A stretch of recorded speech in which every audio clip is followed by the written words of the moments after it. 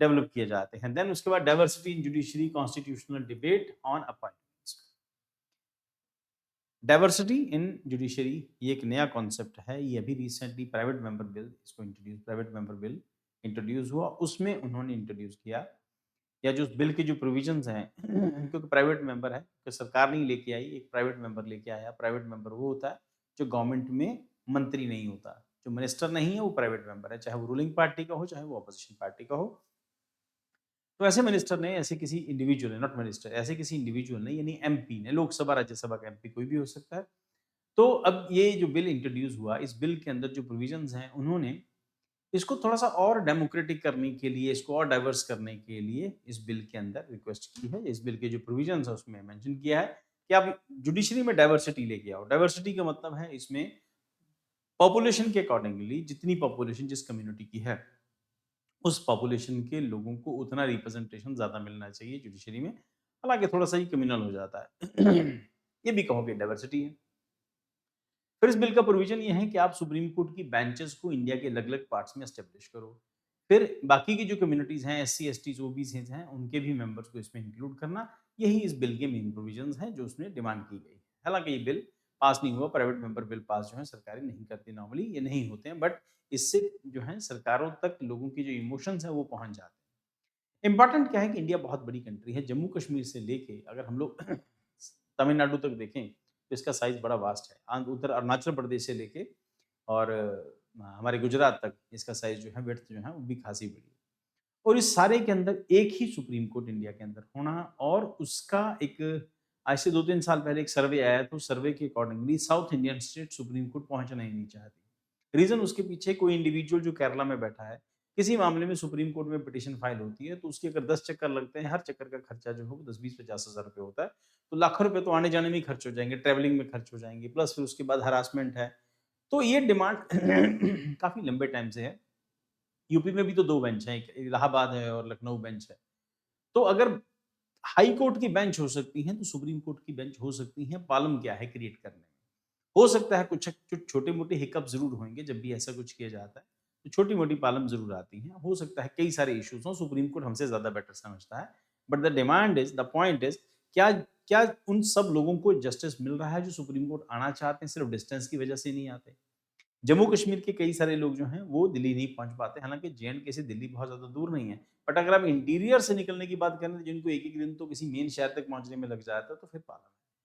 तो इस करके ये जो सब डिमांड थी, जिसको लेके रिसेंट में ये जो बिल है उसके जो प्रोविज़न थे, अब इसमें कुछ-कुछ फैक्ट्स हैं, हम लोग डिस्कस कर लेते हैं। ये फैक्चुअल डिटेल की उसी पॉइंट ऑफ व्यू से आप इसको बेटा पढ़ना है, उसी के हिसाब से इमेजिन करना है। न्यूज़ में क्या होता है, प्राइवेट मेंबर बिल इंट्रोड्यूस होता है पार्लियामेंट के अंदर। अब उसमें जो इसमें तो कुछ डिस्कस करने वाला नहीं है। Constitutional framework of judicial appointment क्या है? आर्टिकल 124 है। इसमें वन आर्टिकल 124 इसका मतलब ये कि सुप्रीम कोर्ट में जजों की अपॉइंटमेंट से रिलेटेड ये प्रोविजन है। जजेस of supreme court appointed by the president after the consultation with the chief justice CGI इसके साथ एंड अदर जजेस एज डीम्ड नेसेसरी। तो president of India supreme court के जजों के साथ डिस्कस करके सीजीआई की अपॉइंटमेंट करता है। आर्टिकल 124 का सुप्रीम कोर्ट के जजों की अपॉइंटमेंट करता है सीजीआई और बाकी जजों से कंसल्ट करके, जिसको कोलिजियम कहते हैं। देन उसके बाद आर्टिकल 217 क्या कहता है, हाई कोर्ट की जजों की अपॉइंटमेंट होती है, प्रेसिडेंट, वो भी प्रेसिडेंट ही करता है after consultation with the chief justice of India and the governor of the state and the chief justice of the concerned high court. तो जब यूपीएससी इस तरह के क्वेश्चंस पूछती है, तो उसमें बहुत कंफ्यूजिंग होता है कि सुप्रीम कोर्ट के जजों की अपॉइंटमेंट करने के लिए चीफ जस्टिस और सुप्रीम कोर्ट के बाकी के जज, हाई कोर्ट के जज की अपॉइंटमेंट करने के लिए चीफ जस्टिस ऑफ इंडिया होगा, सीजीआई होगा, गवर्नर होगा उस स्टेट का, और चीफ जस्टिस होगा कंसर्न हाई कोर्ट का, जिस हाई कोर्ट में उसको अपॉइंट करना है, हाई कोर्ट में अगर जज किसी को भेजना है तो। उसके बाद आर्टिकल 130 है, seat of supreme court shall be in Delhi और at such other place as the CJI may appoint with the approval of the president. अब यहाँ पे प्रेसिडेंट की अप्रूवल से एक बेंच सुप्रीम कोर्ट की दिल्ली में, दूसरी इंडिया के किसी और पार्ट में, तीसरे चौथे पार्ट के अंदर वो बेंच हो सकती है, प्रोविजन हो सकता है बेंच का। आर्टिकल 130 मेंशन करता है, कॉन्स्टिट्यूशन के अंदर मेंशन है। The executive had primacy in appointments with consultation of judiciary, however judiciary interpretation gradually Altered this balance in favour of judicial primacy in safeguarding independence. तो किसी वजह से जुडिशरी जो सेफगार्ड करने के लिए शायद सुप्रीम कोर्ट ने ऐसा किया होगा कि और बेंच क्रिएट नहीं की जा सकती हैं। इंडियन कॉन्स्टिट्यूशन का आर्टिकल 130 ऐसा प्रोविजन करता है। और कोलिजियम सिस्टम हम लोग जब सुप्रीम कोर्ट में जजों की अपॉइंटमेंट को डिस्कस करते हैं तो उसमें 2-3 केसेस जो हैं बड़े इंपॉर्टेंट हो जाते हैं। एक एसपी गुप्ता केस है और दूसरा एडवोकेट एंड रिकॉर्ड केस है। उसके बाद स्पेशल रेफरेंस केस है 1998 थर्ड जजेस केस जिसको हम कहते हैं। ये 3 केसेस इंपॉर्टेंट हैं। सबसे पहले एसपी गुप्ता केस है। अपहेल्ड एग्जीक्यूटिव प्राइमेसी इन जुडिशियल अपॉइंटमेंट, मतलब सुप्रीम कोर्ट के जजों की अपॉइंटमेंट में एग्जीक्यूटिव को उन्होंने कहा था कि ये इसके पास अथॉरिटी होनी चाहिए। एग्जीक्यूटिव प्राइमेसी इन जुडिशियल अपॉइंटमेंट। फिर सुप्रीम कोर्ट में अब उसमें हम लोगों ने देखा है कि इंदिरा गांधी के टाइम के ऊपर उस पावर का मिसयूज होता है। इंदिरा गांधी जूनियर जज को प्रमोट करके चीफ जस्टिस ऑफ इंडिया बना देती है। देन उसके बाद supreme court advocates on record association versus union of India second जजेस केस है 1993 reversed the earlier position and established judicial primacy through the collegium system. तो अब यहाँ पर कोलिजियम सिस्टम एस्टैब्लिश होता है और ये होता है कि सुप्रीम कोर्ट के जजों की अपॉइंटमेंट सुप्रीम कोर्ट के जज ही करेंगे। जुडिशरी की इंडिपेंडेंस के लिए जरूरी है। अगर जुडिशरी में बाहर से इंटरफेरेंस होगा, एग्जीक्यूटिव का इंटरफेरेंस होगा या किसी और का इंटरफेरेंस होगा तो जुडिशरी इंडिपेंडेंटली काम नहीं कर सकती। अब रिसेंटली हम लोगों ने अमेरिका के अंदर देखा कि अमेरिका के अंदर सुप्रीम कोर्ट ने प्रेसिडेंट ऑफ अमेरिका के डिसीजन को पलट दिया। इसका मतलब इसको करने के लिए या तो करेज चाहिए या फिर ट्रांसपेरेंसी चाहिए। अपॉइंटमेंट के रिमूवल का डर नहीं होना चाहिए और इसका मतलब अपॉइंटमेंट में किसी को फेवर करना नहीं होना चाहिए। तो दिस इज द पॉइंट के clarified the composition of the functioning of the collegium. अब उसके बाद कोलिजियम को लेके, कोलिजियम के मेंबर्स को लेके जो भी जजमेंट आई कोर्ट की अभी तक, उनके अकॉर्डिंगली जुडिशरी जो है इंडिपेंडेंट रहनी चाहिए। वो एग्जीक्यूटिव के अंडर सबऑर्डिनेट नहीं हो। एग्जीक्यूटिव के लोग जजों को अपनी मर्जी से अपॉइंट नहीं करें, ना ही उनका रिमूवल का प्रोसेस जो है वो सिंपल होना चाहिए, कॉम्प्लिकेटेड हो, ताकि सभी को पता चल सके इस इंडिया के हर एक सिटीजन को कि सुप्रीम कोर्ट का जज हटाया जा रहा है क्योंकि उसने कुछ गड़बड़ की। उसी तरह से अपॉइंटमेंट का प्रोसेस तो ये जस्टिफाई करते हैं कि सुप्रीम कोर्ट के जजों की अपॉइंटमेंट सुप्रीम कोर्ट के जज ही करेंगे और किसी को ऐसा करने की अथॉरिटी नहीं होगी। तो कॉम्पोजिशन है सुप्रीम कोर्ट में सीजीआई प्लस 4 सीनियर मोस्ट जजेस होंगे।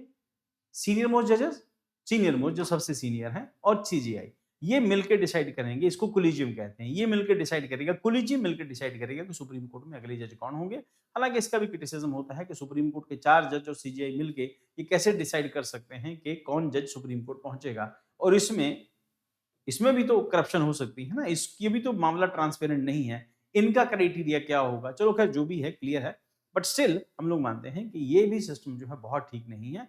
सुप्रीम कोर्ट में नीचे से ऊपर उठने के लिए कई सारे लोग पैसे भी दे सकते हैं। सुप्रीम कोर्ट के जज भी तो इंसान ही है, वो भगवान थोड़ी है, उनको भी तो पैसे का लालच हो सकता है। ठीक। देन उसके बाद हाई कोर्ट का चीफ जस्टिस एंड 2 अदर जजेस के साथ, हाई कोर्ट के जजों की अपॉइंटमेंट करते टाइम चीफ जस्टिस से पूछा जाएगा एंड 2 सीनियर मोस्ट जजेस, उनसे कंसल्ट किया जाएगा कॉम्पोजिशन करके। The government may return a recommendation once if reiterated it is binding. Criticism क्या है, लैक ऑफ ट्रांसपेरेंसी आता है इसमें, एब्सेंस ऑफ फॉर्मल क्राइटेरिया है, एलिगेशन ऑफ फेवरेटिज्म है, no institutional mechanism for ensuring diversity. तो ये सब प्रॉब्लम जो है ये होती हैं। सुप्रीम कोर्ट के जज जब अपॉइंट करते हैं अपने ही लोगों में से, अपने ही जजों में से किसी को अपॉइंट करते हैं तो फेवरेटिज्म के चांसेस हो सकते हैं। फॉर्मल क्राइटेरिया एब्सेंट है इसमें, एलिगेशन है फेवरेटिज्म के, और ट्रांसपेरेंसी जो है इसके अंदर नहीं, ओपिक सिस्टम है। इनके जजों की अपॉइंटमेंट का प्रोसेस क्या होगा, इसमें कई सारी वीकनेसेस है। तो नेशनल जुडिशियल अपॉइंटमेंट कमीशन इसके लिए बनाया गया था और पार्लियामेंट ने 99th कॉन्स्टिट्यूशन अमेंडमेंट करके इस बिल को इंट्रोड्यूस किया। उसके बाद नेशनल जुडिशियल अपॉइंटमेंट कमीशन बना, एक्ट बना।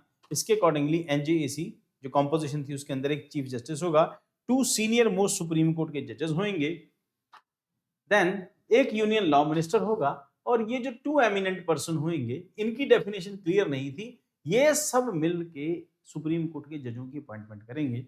बट जो जो प्रॉब्लम थी वो एक तो यूनियन लॉ मिनिस्टर को लेके थी और ये 2 एमिनेंट पर्संस को लेके थी।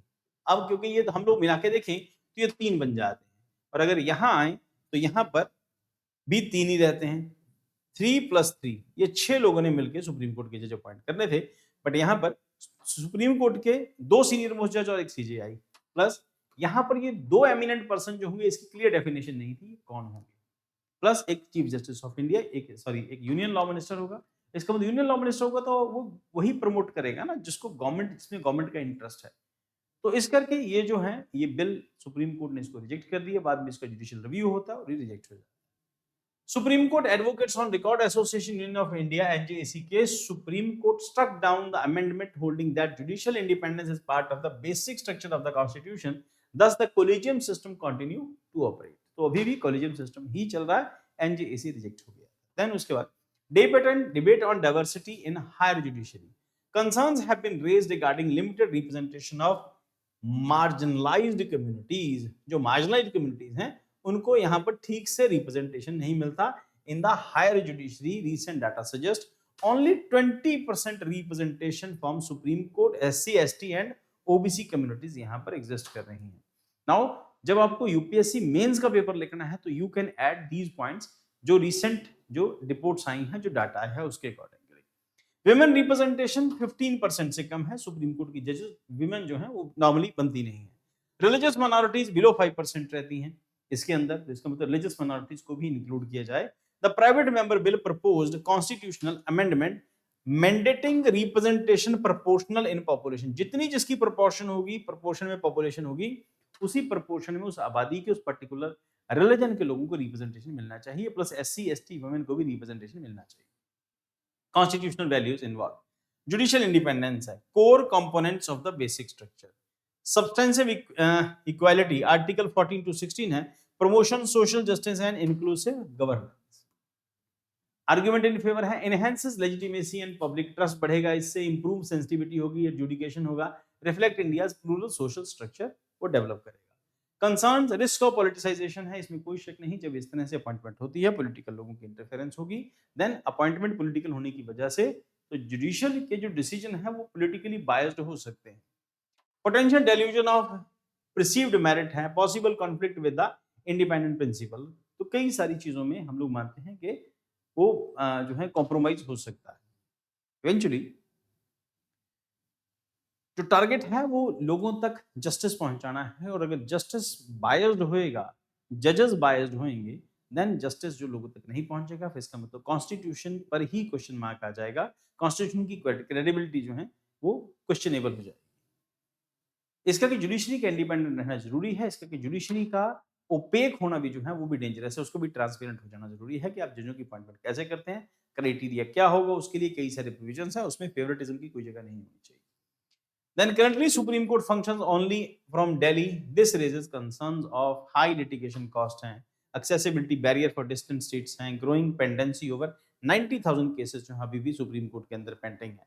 The bill proposes benches in new Delhi के अंदर, कोलकाता के अंदर 2 बेंचेस, और उसके अलावा मुंबई और चेन्नई के अंदर. इसमें डिमांड में कुछ गलत नहीं है. 4 बेंचेस अगर सुप्रीम कोर्ट की हों तो इंडिया के हर पार्ट में इक्वली जस्टिस मिलेगा. बट अभी तक सुप्रीम कोर्ट में हमने डिस्कस किया कि 90,000 केसेस तो सुप्रीम कोर्ट में पेंडिंग है. Under Article 130, such benches can be created without constitutional amendment, subject to CGI decision and presidential approval. Past recommendations क्या है? Law Commission, Parliamentary Standing Committee, phased implementation is suggested. Law Commission हो, Parliamentary Standing Committee बने, the phased implementation is suggested. Way forward, reform to the collegium by enhancing transparency and objective criteria. ठीक है कि आप इसको continue करो collegium system को, जिसमें एक सुप्रीम कोर्ट का जज और 4 जजेस मिलके डिसाइड करें कि अगला सुप्रीम कोर्ट का जो है जज वो कौन होएगा. अब सुप्रीम कोर्ट में नंबर ऑफ जजेस जो है वो 30+ होते हैं, है ना. 30+ जजेस हैं तो उसका मतलब ये है कि कभी भी उसको इंक्रीज कर सकते हैं, 35 40 50 कुछ भी बढ़ाया जा सकता है. बट वो जजेस की जो, क्योंकि केसेस बहुत ज्यादा पेंडिंग हो, जजों की अपॉइंटमेंट कौन करेगा? वही सुप्रीम कोर्ट का कोलिजियम, और कोलिजियम बायस्ड हो सकता है. Then institutionalized data discovery diversity monitoring, consider a balanced judicial appointment commission and strengthen all India judicial service, explore phased establishment regional benches, और उसके बाद debate reflect the constitutional tension and independence of judiciary and democratization of representation, both integral to India's constitutional ethos. ये mains के लिए line ये बहुत अच्छी है.